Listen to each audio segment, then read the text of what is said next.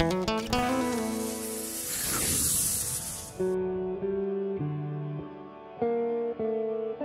9 আৰু 10 মাৰ্চ তাৰিখে বৃহত্তৰ গুৱাহাটী সোণোৱাল কছাৰী সমাজৰ 32তম বাৰ্ষিক ক্ৰিং ক্ৰিং বাইথ পূজা উদযাপন সমাৰোহ সোণাইঘুলি ক্ৰিং ক্ৰিং বাইথ থানত বিস্তৃত কাৰ্যসূচীৰে উদযাপন কৰা হয়।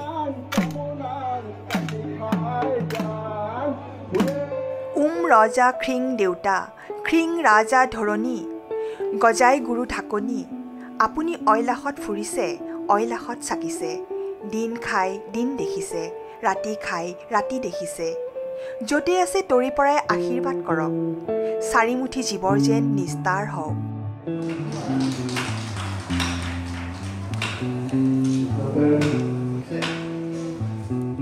উল্লেখযোগ্য যে সোণোৱাল কছাৰী সমাজৰ বাইথ পূজাৰ পবিত্ৰ দিনটো কেৱল সোণোৱালসকলৰ চহকী সাংস্কৃতিক পৰিচয় নহয় বৈচিত্ৰ্যময় অসমৰ জাতীয় জীৱনৰো অনন্য পৰিচয়।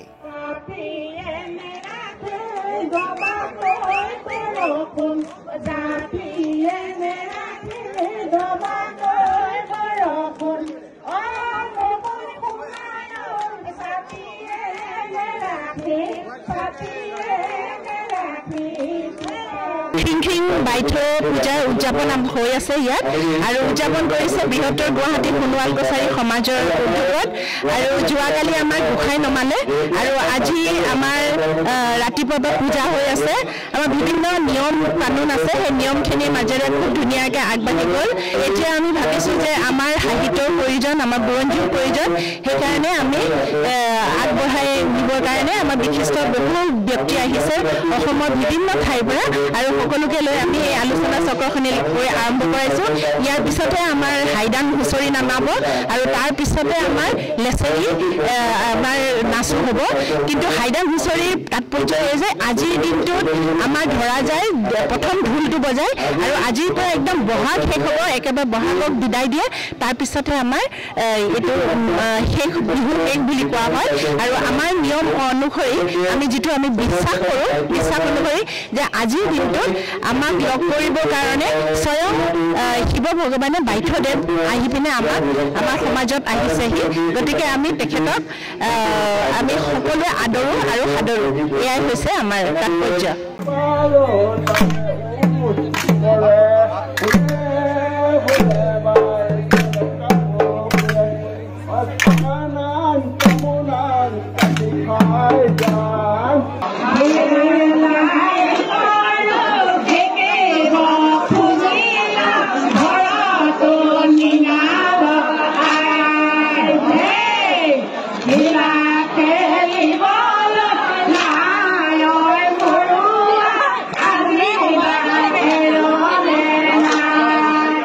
লোকাচাৰ আৰু সাতাম পুৰুষীয়া ৰীতি নীতিৰে বহাগ বিহুক আদৰণি জনাই পালন কৰা এই উৎসৱ তথা আধ্যাত্মিক পৰম্পৰা প্ৰতি বছৰৰ শিৱৰাত্ৰিৰ পাছৰ দ্বিতীয় সোমবাৰক কেন্দ্ৰ কৰি পালন কৰা হয়।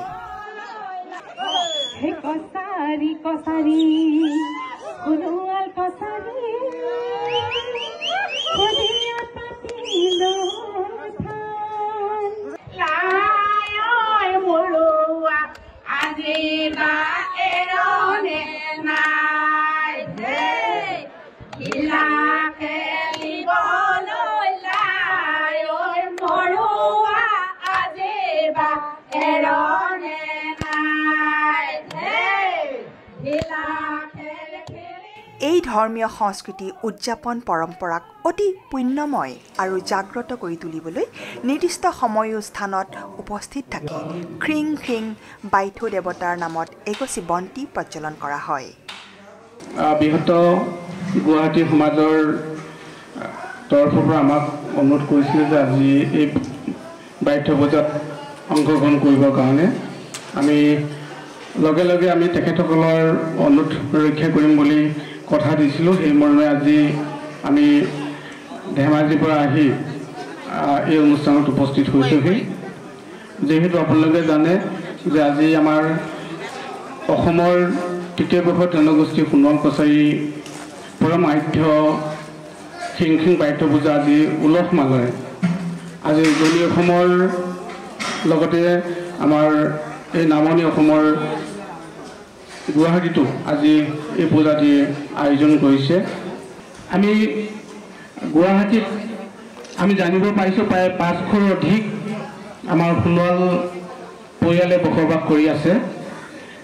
আজিৰ তাৰিখত আমি খুব ভালকৈ এই আমাৰ পূজাভাগি আমি ইয়াত আয়োজন কৰিব পাৰোঁ। গতিকে আমি কেনেদৰে আমাৰ এই সোণোৱাল সমাজখনক আমি ইয়াত একেলগে আমি ইয়াত গোট খুৱাব পাৰোঁ তাৰ কাৰণে আমি নিশ্চয় আপোনালোকে প্ৰচেষ্টা হাতত ল'ব লাগিব। বাইথৌ পূজাৰ অৰিজিন কি সেইবোৰতো ইতিমধ্যে বহুত আলোচনা হৈয়ে আছে আৰু সেইখিনি নিয়ম প্ৰতিপালিত হৈ আছে। আৰু সোণোৱাল বুলি আমি একগোট হৈছোঁ ইয়াত বাইথৌ পূজাৰ মাধ্যমেৰে। আচলতে আজি আমাৰ সোণোৱাল সাহিত্য বুলি ক'লে সৌ সিদিনালৈকে আমাৰ সোণোৱাল যিটো মৌখিক সাহিত্য হাইদাং গীতকে ধৰি লিখিত আমাৰ তেনেকুৱা সোণোৱাল কছাৰীসকলে লিখিছে। যিসকলে লিখিছে তেওঁলোকে অসমীয়াতেই লিখি আছে আৰু এতিয়াও তেওঁলোকে যিমানকেইখন গ্ৰন্থ প্ৰকাশ কৰিলে সেই আটাইকেইখন সোণোৱাল ভাষাত নহয়, সেইখন অসমীয়া ভাষাত লিখিছে।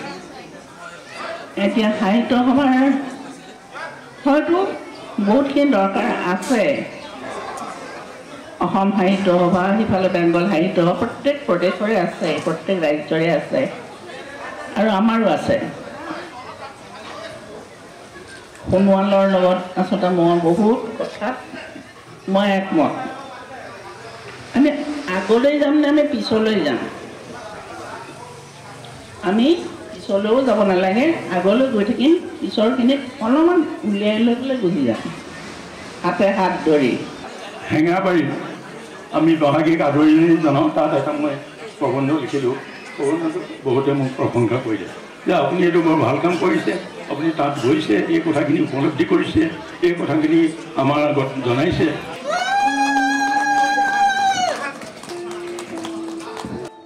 এই সভাত হাইদাং নামেৰে এখন স্মৃতি গ্ৰন্থ উন্মোচন কৰে।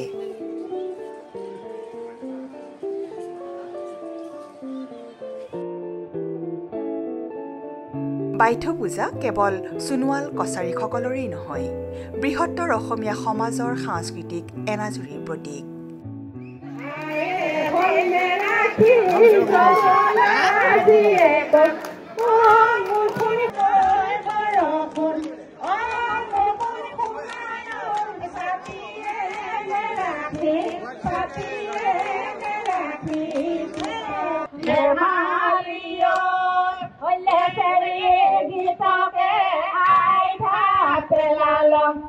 Manate hamoli thoron kina oi lalo